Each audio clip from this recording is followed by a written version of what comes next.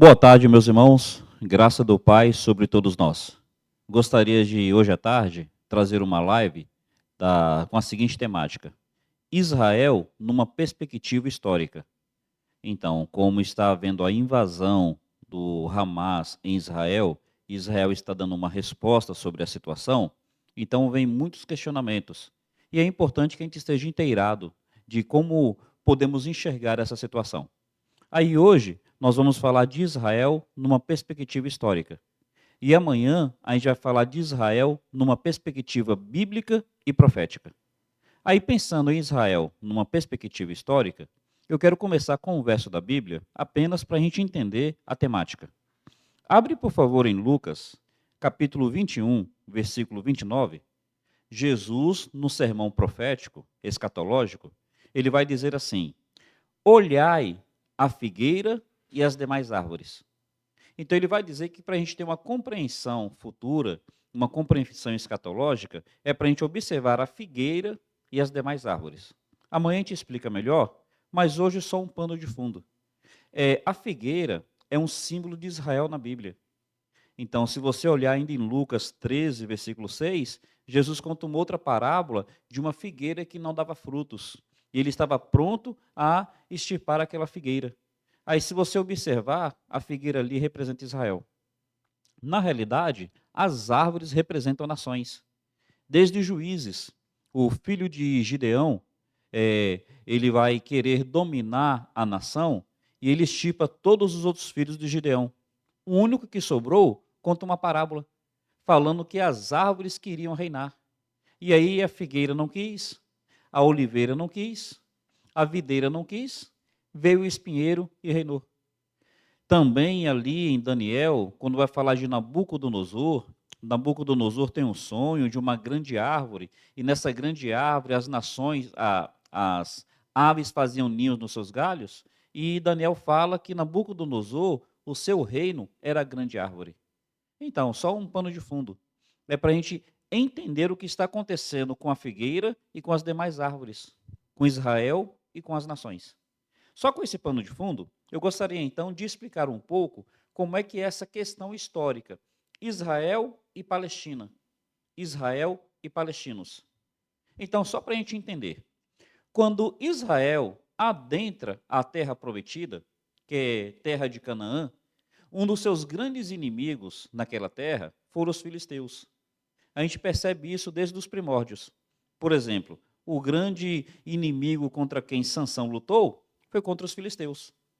Davi, ele vai vencer um gigante, o gigante Golias. E ele era um gigante filisteu. E então, os filisteus foram os grandes inimigos de Israel nos seus primórdios.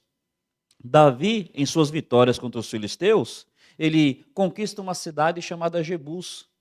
E essa cidade é conhecida como Jerusalém. Então, Davi, ao conquistar Jebus dos filisteus, Jerusalém, faz dessa cidade a capital de Israel. O fato é que, no período do reinado de Davi, os filisteus foram se enfraquecendo bastante. Tanto é que, depois de Davi, pouco se fala dos filisteus. Quando levanta o primeiro império mundial, que é o império de Nabucodonosor, a política de Nabucodonosor era de deportação étnica. Então chegava num determinado local e deportava as pessoas daquele local para outra cidade. E trazia para aquele local as nações de outras regiões. Essa foi a política de Nabucodonosor. Então levou cativo o povo de Judá, mas também levou cativo os filisteus. E foi ali que os filisteus pararam de existir. Já estavam enfraquecidos no período de Davi, 1000 anos antes de Cristo. Mas no período de Nabucodonosor, os filisteus deixam de existir, porque Nabucodonosor os deportou não se sabe para onde e eles nunca mais voltaram. Os judeus foram deportados, mas os judeus voltaram. Os filisteus que nunca mais voltaram. Só para a gente entender que os filisteus não tiveram mais existência naquele período. O que vai acontecer? Judá, quando retorna, Judá volta para aquela terra, e aquela terra ficou sobre diversos impérios. Ficou sob o Império Babilônico, depois sobre o Império Assírico, Império Babilônico, depois o Império Persa, depois o Império Grego e, por fim, o Império Romano. No Império Romano, Judá, os judeus, sob esse império, os judeus se rebelaram. Se rebelaram no ano 70 da nossa era. Foi quando o general Tito, general romano, que depois se tornaria imperador, o general Tito adentra Jerusalém, destrói o templo, ali no ano 70. Só que ainda ficaram judeus na Judéia, ficaram judeus na região. E aí, cerca de 60 anos depois, ali no ano 130, há uma segunda revolta, a revolta de Bar Cobá, ou Bar Cová, depende da pronúncia. Nessa revolta, agora o imperador Adriano reprime a revolta de uma maneira muito violenta. Essa revolta já não aconteceu em Jerusalém, aconteceu em Massada, porque Jerusalém já estava destruída. O que Adriano faz?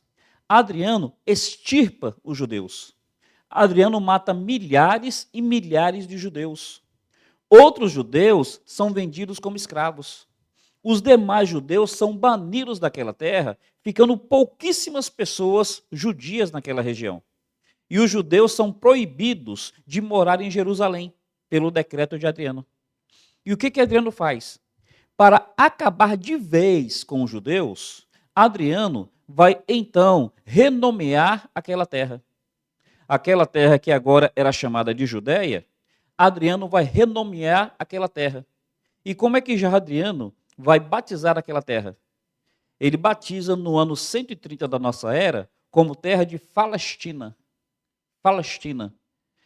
Falastina associado com a Filistia, terra dos filisteus. Então, porque nós temos o P como som de P mesmo, né? A pronúncia correta é PH, Palestina. Aí nós tiramos o H, só falamos Palestina. Então, aquela terra passou a ser chamada de Palestina a partir do ano 130 de nossa era. Antes era terra de Canaã. Quando Israel toma posse, se torna terra de Israel. Quando há divisão do reino do norte com o reino do sul, o reino do norte Israel, o reino do sul Judéia. Aí então, os judeus moraram ali, terra da Judéia, até o ano 130 da nossa era. Por causa dessa última revolta, a revolta de Bar Cobá, então Adriano, reprimindo a revolta, Adriano mata milhares e milhares de judeus. Adriano escraviza diversos outros judeus. Adriano bane os demais judeus, ficando poucas pessoas naquela região. Adriano proíbe os judeus de morarem em Jerusalém. E Adriano rebatiza aquela terra. A partir de agora, não é mais Judéia. A partir de agora, o nome dessa terra é Palestina, terra dos filisteus. Tentando trazer à memória aqueles moradores antigos, de cerca de 800 anos antes de Adriano. Então agora não é mais terra dos judeus, é terra dos filisteus, é Palestina, lembrando a Filistia. Mas lembre, aquela terra nunca foi chamada de Filistia ou de Palestina. Sempre foi terra de Canaã, e depois terra de Israel, depois terra da Judéia. E com Adriano, sim, começou a ser chamado de Palestina. O que vai acontecer então? Os judeus, eles são expulsos e eles começam a morar em diversas outras nações. Em nações do Oriente e em nações do Ocidente. Os judeus são expulsos, não podem mais morar naquela terra. Algumas comunidades ainda havia, mas muito poucas. E aquela terra, então, começa a ser habitada pelos árabes. Os árabes começam a morar naquela terra. Enquanto os árabes moram naquela terra, vai ter diversos períodos. Vai ter o período bizantino, vai ter o período islâmico, vai ter o período otomano. Aí a gente está falando de séculos e séculos. Nesse íntere, enquanto os árabes moram naquela terra, como é que os judeus se encontram na sua dispersão, naquilo que é chamado de diáspora? Os judeus, na sua dispersão, eles são hostilizados nas nações por onde passavam. Eles são ostracizados nas nações por onde passavam. Eles são perseguidos nas nações por onde passavam. Eles, sem a sua terra, eles sem um local para chamar de seu, eles sempre foram ostracizados, hostilizados e perseguidos em todas as nações. E aí vou citar aqui algumas rápidas manifestações dessas perseguições. Por exemplo, quando havia qualquer praga, qualquer peste, qualquer catástrofe natural nas nações, o bode expiatório, o culpado, eram os judeus. Lembra? Quando os judeus foram crucificar Jesus, e Pilatos perguntou: o que vou fazer do sangue de Jesus? Vou lavar as minhas mãos? Os judeus dizem assim: o seu sangue caia sobre nós e sobre os nossos filhos. O sangue de Jesus caia sobre as nossas cabeças e as cabeças de nossos filhos. Então os judeus, por onde passavam, as nações cristianizadas, só de formalismo, não tinha nada de cristão, as nações ficavam evocando esse discurso dos judeus, dizendo: olha, tudo de ruim que acontece conosco é por causa dos judeus, porque a maldição do sangue de Cristo caiu sobre a cabeça deles. Então, já que eles estão no nosso meio, as pragas é a maldição dos judeus que veio sobre nós. As catástrofes são as maldições dos judeus que vieram sobre nós. Então, os judeus, eles eram sempre mal vistos por essas nações, nesse período de dispersão, que foram cerca de 1.800 anos. E o que vai acontecer então? Os judeus, eles têm que pagar altos impostos onde eles moravam. Então, se nós pagamos um valor de imposto, o judeu tinha que pagar um valor bem superior. O judeu não podia ter terras. Ou quando tinha, eles eram expulsos e as suas terras eram expropriadas. Os judeus não podiam ter profissões. E aí o que restava aos judeus? Restava o trabalho de agiotagem. Por que o trabalho de agiotagem? Porque a cristandade, desculpa criticar a Igreja Católica, sempre defendia que emprestar com juros era maldição. Então, já que o judeu não podia trabalhar em qualquer outra coisa, a Igreja Católica colocava os judeus com essa função de emprestar dinheiro com juros, de fazer agiotagem. A ideia é o seguinte: eles já são malditos mesmo, então eles que vivam com a maldição deles. Com isso, os judeus não podiam trabalhar em outras profissões. Eles não podiam ter as suas terras para cultivar. Eles tinham que pagar altos impostos. Aí eles acabavam tendo que realmente viver como agiotas. E vivendo como agiotas, eles ainda eram mais mal vistos. Porque quem é que gosta de pagar dinheiro para agiota? Percebe que ficava um círculo vicioso? Os judeus ostracizados, os judeus perseguidos, os judeus hostilizados. E aí houve diversas situações, como os pogroms na Rússia, nos czares. Houve os banimentos, houve as expulsões. Qualquer motivo era motivo para se perseguir um judeu. E, meus irmãos, às vezes acontecia de a comunidade ter débitos com os judeus, e para não saldar os débitos, promovia uma perseguição, matava os judeus e queimavam as notas das dívidas. As cruzadas, por exemplo. As cruzadas onde o Ocidente ia ao Oriente para reconquistar Jerusalém, onde parecia que era uma coisa dos cristãos nominais contra os islâmicos, quem mais sofriam eram os judeus. Porque no que os cruzados estavam indo para Jerusalém para lutar contra os inimigos de Deus, eles falavam: olha, os judeus também são inimigos de Deus, porque os judeus crucificaram Jesus. Então, além de guerrear contra os islâmicos, lá no Oriente, eles saíam matando os judeus por onde quer que eles passavam. Essa era a situação dos judeus. Existe até uma expressão na língua portuguesa que se chama judiar. E a expressão judiar é tratar alguém como se fosse judeu. Porque os judeus sempre foram maltratados ao longo da história. Meus irmãos, isso foi retratado na literatura. Por exemplo, quem já leu a obra de Shakespeare, O Mercador de Veneza, o vilão daquela obra é um agiota. E esse agiota, ele é judeu. É aquele agiota que emprestou dinheiro para um pai de família, mas disse que se o pai de família não pagasse, era para cortar uma tira de couro das suas costas. O Auto da Compadecida retrata essa situação, não falando de judeu. E lá, então, o judeu ele é mal visto como agiota. Foi assim na literatura.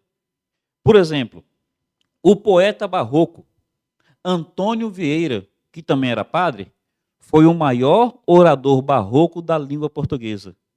Ele disse o seguinte: o esterco que na sala suja a casa, esse mesmo esterco na terra fertiliza o campo. O que Antônio Vieira está dizendo enquanto padre? Ele está dizendo, olha, o judeu, ele não serve para viver na nossa comunidade. Porque ele vivendo na nossa comunidade é como o esterco, que na sala suja a casa. Mas esse mesmo judeu, ele pode ser o agiota, que quando a gente precisar de dinheiro, a gente vai lá e toma emprestado. Porque o mesmo esterco que na sala suja a casa, na terra fertiliza o campo. Percebe que até a literatura e até assim a poesia, como um ensino religioso, colocava o judeu de uma forma menor? Meus irmãos, quando Lutero ele começa com aquilo que foi conhecido como Reforma Protestante, no primeiro momento, ele foi simpático aos judeus, porque ele imaginou que os judeus, para se voltarem contra a Igreja Católica, apoiaria esse novo movimento. Só que quando Lutero percebe que os judeus, eles não queriam nada com esse assunto, porque os judeus foram muito maltratados com aqueles que se chamavam cristãos ao longo da história, então quando ele vê que os judeus não vão abraçar a reforma, então o próprio Lutero, ele faz uma carta aos príncipes, dizendo que cada um deveria fazer atrocidade com os judeus que estivesse sob o seu poder, sob o seu domínio. Ele fala sobre expulsar judeus, ele fala sobre tirar os bens dos judeus, ele fala sobre matar os judeus. Essa foi a situação dos judeus ao longo da história. Houve um caso na França, ali já pelo ano de 1800, houve um caso chamado caso Dreyfus. Um capitão da França que era judeu. E porque ele era judeu, ele foi caluniado. Ele foi julgado de uma maneira injusta. E ele foi condenado, ainda que não houvesse provas contra ele. Ele ficou preso alguns anos. Mediante algumas situações, conseguiram comprovar que ele era inocente. Mas mesmo provando por A mais B que ele era inocente, mesmo não tendo havido nenhuma prova de sua condenação, a condenação dele não foi retirada. O que isso daí foi mostrando ao longo da história? Que enquanto os judeus não tivessem uma terra para ser chamada de sua, os judeus sempre ficariam indefesos, os judeus sempre seriam perseguidos. Meus irmãos, isso aconteceu nesses 1800 anos em que os judeus ficaram longe da sua terra. E essa terra, nesse período, chamado de Palestina, de Palestina. E aí o que acontece então? Em 1800, com o caso Dreyfus, teve um homem chamado Theodor Herzl. Esse Theodor Herzl, ele começa um movimento chamado sionismo. Theodor Herzl é judeu. Ele então começa esse movimento mostrando para os judeus de toda a Europa que enquanto eles não tivessem a sua própria terra, eles sempre seriam perseguidos. E aí esse movimento tomou forma. Começou a alcançar o coração dos judeus.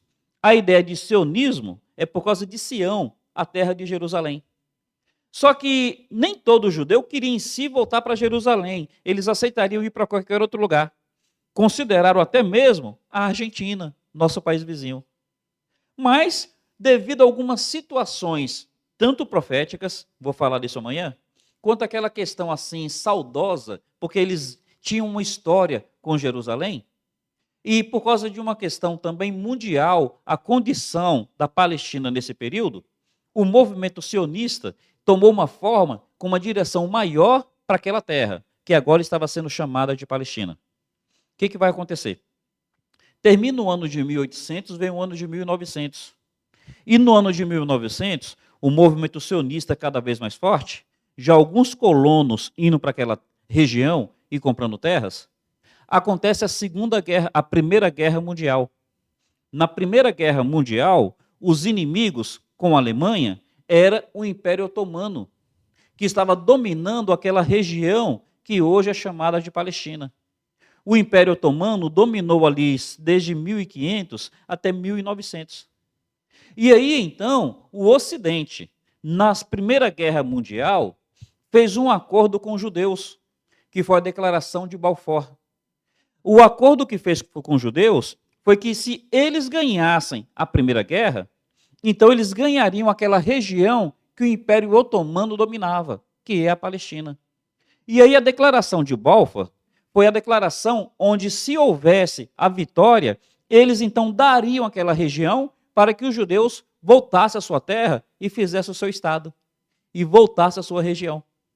A declaração de Balfour foi assinada pelo rei da Inglaterra. E o que acontece? A Primeira Guerra é vencida. E pela declaração, era para os judeus retornarem para lá. Com isso, os judeus começam a retornar. Os judeus, com seu sionismo, estão voltando para aquela região e não estão tomando terra de ninguém, estão comprando aquela terra. Estão comprando dos moradores que ali havia. Veja, nesse período, a chamada terra Palestina era ocupada pelos árabes, sob o Império Otomano. Mas nesses 1.800 anos de história, não havia um povo chamado palestino. Não existia esse povo. Não existia uma língua palestina, como até hoje não existe. Não existia uma cultura palestina, como até hoje não existe.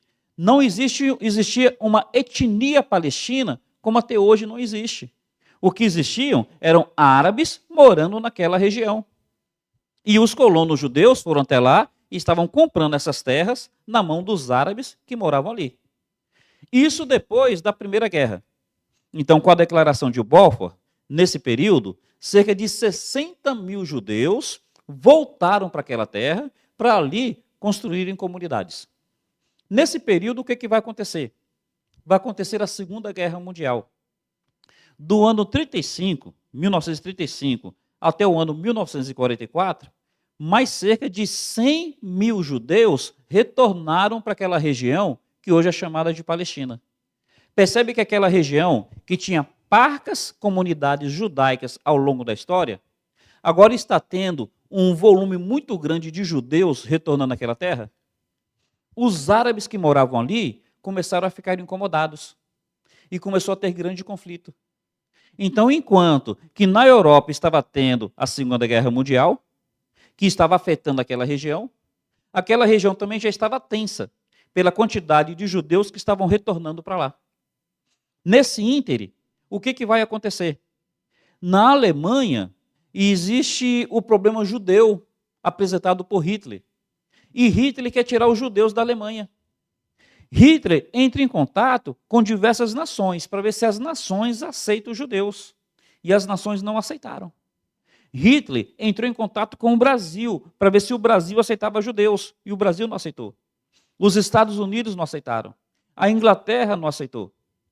De tal maneira que os espiões de Hitler mandaram para ele o telegrama dizendo o seguinte: faça o que quiser com os judeus, porque o mundo não se importa com ele. O que estava acontecendo então na Alemanha? Hitler vai trazer aquilo que foi chamado de solução final. Esses judeus que já haviam sido expulsos de suas casas, esses judeus que já estavam nos campos de concentração, esses judeus que já eram muito maltratados no período de Hitler, agora Hitler vai trazer a solução final. Detalhe, só para a gente perceber como é que a mentalidade europeia era uma mentalidade antissemita. Quando perguntaram para Hitler por que ele fazia isso com os judeus, Hitler disse que só estava obedecendo aquilo que Lutero, anos antes, séculos antes, havia ensinado. Então, Lutero alemão, Hitler na Alemanha, perguntaram, Hitler, por que você está fazendo isso com os judeus? E Hitler fala, olha, Lutero, o grande reformador alemão, há cerca de 300, 400 anos, ele ensinou que era para a gente fazer isso. A mentalidade mundial, europeia, de todas as nações, era antissemita. Por isso que os judeus precisavam tanto da sua terra. Pensando um pouco mais em história, Hitler, com a sua solução final, ele faz então o Holocausto. Quando falavam isso nas nações, as nações diziam que era exagero, que não era verdade. As nações se levantaram em guerra contra Hitler, não foi para defender os judeus, foi para diminuir o expansionismo territorial de Hitler. Mas no final da Segunda Guerra, os porões e os portões dos campos de concentração são abertos ao mundo. E eles veem, então, as grandes atrocidades que Hitler havia feito com os judeus, mediante o silêncio das nações. Houve uma comoção mundial. As nações perceberam que Hitler foi culpado pela prática, mas as nações foram culpadas pela omissão. E, meus irmãos, não deve ser esquecido o Holocausto. O que aconteceu foi terrível. O que fizeram com os judeus? Trataram os judeus como piores do que animais. Então, os bens dos judeus eram tomados. Seus anéis, seus dentes de ouro, os seus bens eram expropriados. Os judeus eram levados para o campo de concentração, as crianças já eram mortas, porque criança não dá lucro, criança só dá trabalho na mentalidade de Hitler. Os velhos eram mortos, porque velhos não trabalham, velhos só dão trabalho na mentalidade de Hitler. Então eles eram mortos por fuzilamento. Eles colocavam judeus dentro de caminhões baús com a descarga voltada para dentro e ficavam rodando para que os judeus morressem asfixiados. Só que Hitler viu que isso tudo era muito caro e não resolvia a quantidade de judeus. Então eles fizeram a câmara de gás. Então, grandes galpões fechados, com os gases voltados para dentro dos galpões. Os judeus chegavam lá e eles diziam: olha, vocês têm que entrar naquele galpão para vocês tomarem um banho. E depois que vocês saírem do galpão, a gente leva vocês para ficarem com as famílias de vocês. E os judeus tiravam suas roupas e entravam lá. Meus irmãos, ali eles eram mortos de maneira vil, asfixiados. Os que podiam trabalhar ainda, antes de ir para a câmara de gás, eles trabalhavam com parcas porções de comida. Eles ficavam esqueléticos. Eles ficavam realmente numa situação sub-humana, até mesmo em condições opressivas pelo espiritual. E aí, assim, tudo do judeu era vendido. Até os pelos da sobrancelha eram vendidos para fazer pincéis. Isso não se faz com o ser humano. Isso não se faz nem com animais. O que acontece então? Os porões e os portões dos campos de concentração abertos ao mundo, o mundo fica em comoção mundial. Mas mesmo com essa comoção mundial, o que acontece? Os judeus sobreviventes, eles precisam voltar para as terras que eles tinham. Só que as nações não estavam aceitando os judeus sobreviventes. Mesmo com a comoção mundial, os vizinhos daqueles judeus continuavam perseguindo os judeus. Por onde os judeus passavam, eles eram mortos ainda. Meus irmãos, a gente precisa entender como é que foi a história. Por que os judeus precisavam tanto de ter uma terra para chamar de sua? Por que eles precisavam tanto de um território para poder chamar de fronteira e ali eles se sentirem protegidos? Por que os judeus fizeram tanta questão? Porque o mundo, nos 1800 anos, nunca aceitou os judeus, sempre os perseguiu, sempre os oprimiu. Isso não é ensinado nas escolas, isso não é ensinado nas faculdades, isso não é ensinado na mídia, mas a história comprova isso. Mesmo depois da guerra ter acabado, mesmo depois dos portões e dos porões dos campos de concentração terem sido abertos ao mundo, mesmo o mundo em comoção, ainda assim, o mundo não aceitava os judeus em seus territórios. Eles continuaram sendo perseguidos, continuaram sendo oprimidos. O que restava então aos judeus? Tentar ter a sua terra. E havia o movimento do sionismo. Não tinha mais nada que prendesse o judeu na Europa, porque seus familiares foram mortos, seus bens foram tirados. E então os judeus estavam indo em massa para a região que hoje é chamada de Palestina.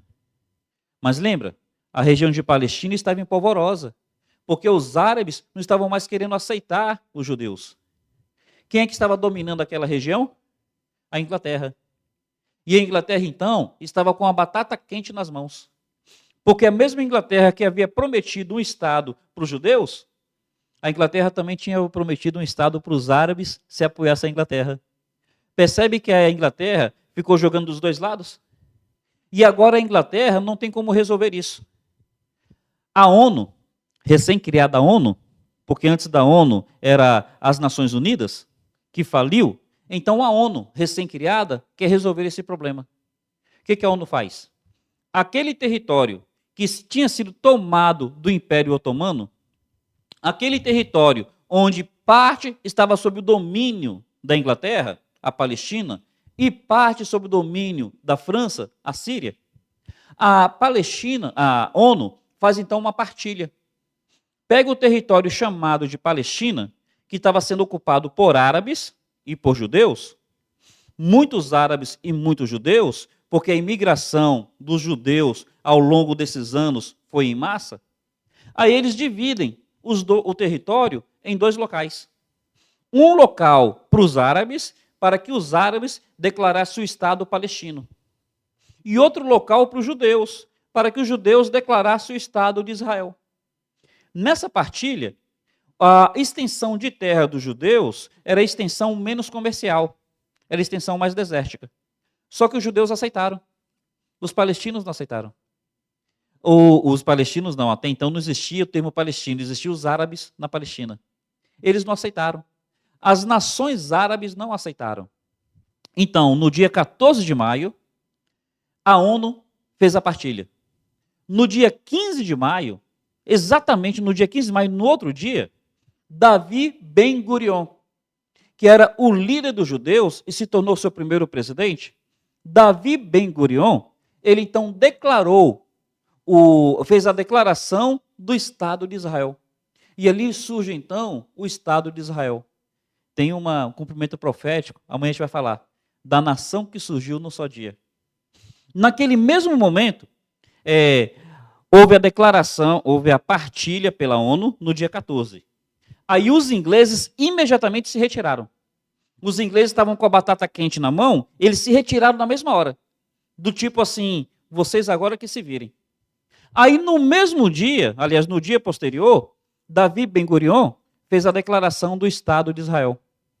Os árabes daquela região, eles não fizeram a declaração do Estado da Palestina. Pelo contrário, eles se retiraram dali porque as nações árabes, as 6 nações árabes, declararam guerra imediatamente a Israel. Então as nações árabes foram o Egito, a Jordânia, o Iraque, a Arábia Saudita, a Síria, e me permita aqui ver se me faltou algum outro. Então foram Egito, Iraque, Jordânia, Líbano, Síria e Arábia Saudita. Esses 6 países, essas 6 nações, imediatamente a declaração de Davi Ben-Gurion, declararam guerra ao recém-criado Estado de Israel. Os árabes que moravam lá naquela região, chamada Palestina, eles voluntariamente se retiraram, sob a orientação dessas nações árabes.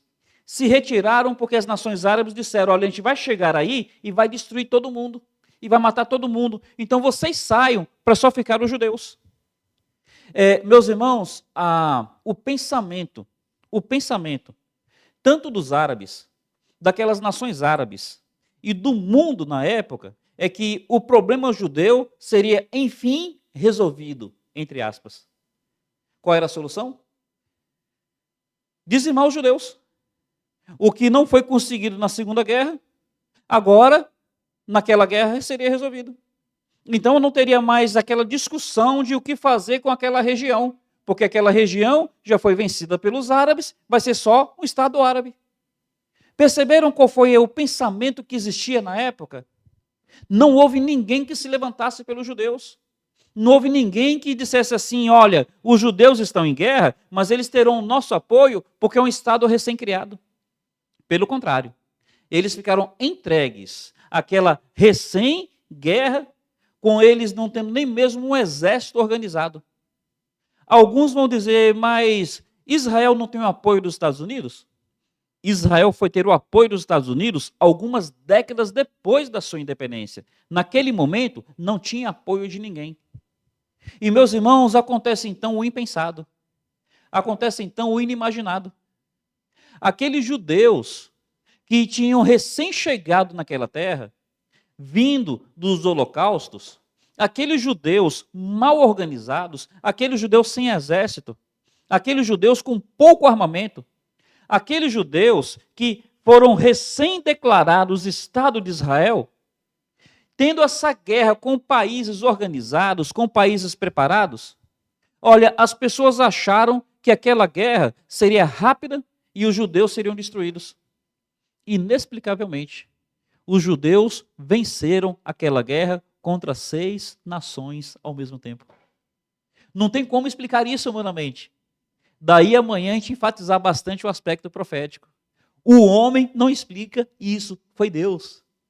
Deus deu vitória aos judeus. Alguém vai dizer, pastor, o senhor está tornando esse assunto uma guerra santa. Beleza, amanhã a gente conversa melhor. Vamos só pensar nisso no aspecto histórico. O que não se imaginava aconteceu. Os judeus venceram aquela guerra. E na vitória, o que acontece? O território deles não foi apenas mantido, foi estendido. Então eles venceram a guerra e eles ampliaram o território que havia sido proposto para eles no dia da partilha. Os árabes tinham saído das suas terras. Os árabes tinham saído das suas regiões. Muitos deles se negaram a voltar com medo. E o que vai acontecer? Do mesmo jeito que árabes saíram da sua região para ir para o mundo árabe, os judeus que estavam no mundo árabe, porque havia comunidades judaicas, eles também saíram de lá para vir para o recém-estado criado Israel. E muitos deles foram expulsos do mundo árabe. O que vai acontecer? Os refugiados judeus que vieram foram assimilados pelo recém-criado Estado de Israel. Então, houve refugiados do mundo árabe? Houve. Houve refugiados do mundo judeu? Houve. Só que os judeus, eles assimilaram os seus refugiados. Os judeus que vieram da Europa foram assimilados. Os judeus que vieram do mundo árabe foram assimilados. Os judeus que vieram voluntariamente, os judeus que foram expulsos, todos eles assimilados no Estado de Israel. Só que os estados árabes se negaram a aceitar os seus refugiados. Eles se negaram a assimilar os árabes que saíram da terra da Palestina. Curiosidade, meus irmãos, até hoje isso acontece. Curiosidade, isso não é falado na mídia, isso não é falado nas escolas e nem nas faculdades. Até hoje, existem refugiados do mundo islâmico. Os que precisam sair do Afegão, os que precisam sair desse lugar, os que precisam sair do outro. Eles saem como refugiados. O Ocidente, a Europa, aceita os refugiados do mundo árabe, do mundo muçulmano. Só que os países árabes e os países muçulmanos não aceitam esses mesmos refugiados. Percebe a incoerência? O mundo árabe não aceita os refugiados árabes, mas o Ocidente aceita os refugiados do mundo árabe. É uma pressão internacional que existe. Mas vamos focar aqui na questão histórica do Estado de Israel. O que acontece então? Realmente, com isso, surge o problema dos refugiados palestinos, dos refugiados árabes, que agora são chamados de palestinos. Realmente surge o problema. Aí, como a partilha aconteceu com um Estado judeu e uma região para um possível Estado árabe, um Estado palestino, então, assim, os refugiados palestinos, eles ficaram numa região densamente povoada, que é a faixa de Gaza. Também tem a Cisjordânia. O mundo árabe não aceitou acolher os seus refugiados. Com essa guerra que Israel ganhou, Israel expandiu seu território. Só que muita parte daquele território não foi anexada por Israel, ficou sob o domínio da Jordânia. Não era para a Jordânia ter, então, declarado um Estado árabe para esses refugiados? A Jordânia, depois dessa primeira guerra, continuou tendo domínio daquela região e o domínio completo de Jerusalém na época. Hoje, Jerusalém está sob o domínio judeu e sob o domínio palestino.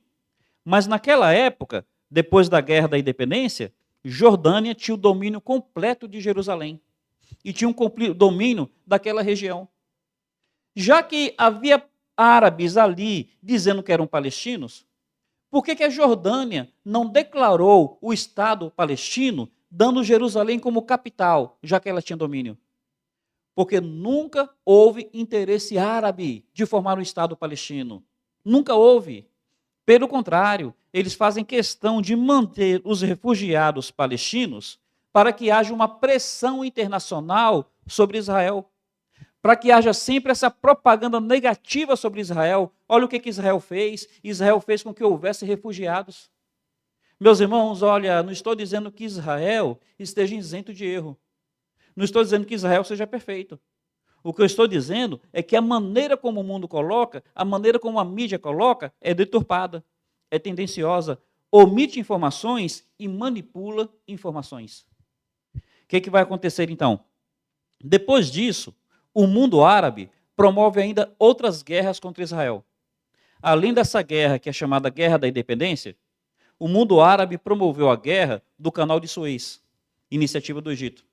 O mundo árabe promoveu a guerra que foi conhecida como Guerra dos 6 Dias. E depois o mundo árabe promoveu a guerra que foi a Guerra do Yom Kippur. Mas em todas as guerras que o mundo árabe promoveu, o mundo árabe sempre saiu perdedor. Então, além deles tomar a iniciativa da guerra e não vencerem, Israel, além de vencedor, expandiu o seu território. E aí o que acontece? O mundo árabe começou a respeitar o exército de Israel. Aliás, o mundo respeita o exército de Israel. É um dos exércitos mais bem treinados do mundo. O mundo árabe hoje tem uma outra política. A política do mundo árabe não é a guerra aberta. A política do mundo árabe hoje é a guerra por procuração. Então o que o mundo árabe faz? O mundo árabe cria grupos terroristas e patrocina esses grupos terroristas contra Israel. Por exemplo, o grupo terrorista que atacou Israel foi o Hamas, ali da faixa de Gaza. E o grupo terrorista Hezbollah do Líbano está dando apoio para o Hamas. Quem é que financia? Quem é que patrocina o Hamas e o Hezbollah? Principalmente o Irã. Tem outros patrocínios, mas o principal do Irã. Então o mundo árabe, sabe, e aí eu não estou falando todos os árabes, eu estou falando a tendência, não consegue vencer uma guerra aberta, aí mantém os refugiados para que seja sempre uma propaganda negativa. E patrocina esses grupos terroristas contra Israel. Essa tem sido a situação. Aí, para a gente entender um pouquinho mais da história. Quando os judeus chegaram naquela região, que hoje é chamada de Palestina, aquela região era uma região assim inóspita. Era uma região não agradável. Era uma região que as pessoas não tinham interesse de manter. Por isso que os colonos judeus chegavam e conseguiam comprar vastas extensões de terra, porque não tinha valor monetário, não era bem visto. Por exemplo, os colonos judeus compraram vários hectares de terra do avô de Yasser Arafat. Sabe aquele Arafat? Aquele líder que era contra a permanência dos judeus ali naquela região? O avô dele vendeu hectares e mais hectares daquela terra para os judeus. Um detalhe, um escritor muito conhecido chamado Mark Twain. Mark Twain, ali pelo ano de 1800 e alguma coisa, ele fez uma visita àquela região. E ele fala estarrecido como aquela região não era nada agradável. Ele diz, olha, essa região que foi a terra gloriosa de Jesus Cristo, ele fala que naquela época não somente era uma região inóspita, cheia de pântanos, criadora de malária e de dengue. É assim que Mark Twain descreve. Porque no período otomano, naqueles 400 anos, olha, aquela região nunca foi valorizada, nem pelos turcos e nem pelos árabes. Pelo contrário, eles arrancaram as árvores, eles tornaram aquela região nada produtiva. Aí os judeus que chegaram lá, principalmente ali a partir da Segunda Guerra, os judeus chegaram lá realmente para povoar a terra e fazer aquela terra habitável. Então os judeus, eles drenaram os pântanos daquela região. Os judeus, eles fizeram uma iniciativa mundial dos judeus no mundo para replantar árvores em Israel. Então, houve durante muito tempo, eu assim na minha infância e adolescência, eu peguei um pouco dessa propaganda mundial entre os judeus, que cada judeu deveria plantar ou financiar o plantio de uma árvore na região de Israel. Percebe que eles tomaram a iniciativa de realmente fazer aquela terra sua mais uma vez e investir naquela terra, fazer aquela terra habitável, fazer aquela terra produtiva? Se vocês olharem um pouco, vocês perceberão que aquela região antes desértica, às vezes, produzem flores para vender para a Europa, produz frutos para exportar. O que é isso? São os moradores judeus querendo fazer aquela terra realmente valorizada. Meus irmãos, essa é mais ou menos uma visão histórica daquela região. Essa é mais ou menos uma perspectiva do que acontece ali. Aí o que a gente está dizendo com isso? Que tudo é perfeito? Que tudo é mil maravilhas? Claro que não. Existe na faixa de Gaza grupos terroristas. E a faixa de Gaza realmente tem uma política, uma liderança, onde insemina o ódio no coração dos moradores para com os judeus. Isso é verdade. Agora, é claro que ali na faixa de Gaza, a condição de vida das pessoas que moram ali realmente é difícil. É a região no mundo onde há mais habitantes por quilômetro quadrado. Então, uma região estreita com muitos habitantes por quilômetro quadrado. Aí eles fazem a propaganda de que Israel faz bloqueio econômico para a faixa de Gaza. Não é verdade. O que acontece é o seguinte, como a faixa de Gaza é do lado dos colonos judeus, o povo de Israel precisa tomar cuidado para que os terroristas ali não tenham armamentos. Então, um bloqueio que Israel faz é para que não chegue armamento àquela região. E mesmo com bloqueio, vocês viram? Mais de 3.000 foguetes atirados contra Israel só no sábado. Mas Israel, ele tem um compromisso econômico com a região. Israel faz iniciativas humanitárias naquela região. O que a gente está dizendo? Não estamos pintando Israel como o mundo perfeito. A gente só está trazendo uma perspectiva histórica e real do que acontece ali. Falamos de mais de 2.000 anos de história. É claro que não dá para falar tudo. É claro que há mais informações que podem ser dadas. Mas eu espero, sinceramente, que nessa breve live a gente tenha conseguido perceber um pouquinho mais como é que aquela região, as implicações e o porquê que chegaram onde chegou. Em nome de Jesus, oremos pela paz de Israel. E naquela perspectiva bíblica, ao mesmo tempo digamos, Maranata, ora vem, Senhor Jesus. Obrigado pela atenção de todos, um carinhoso abraço.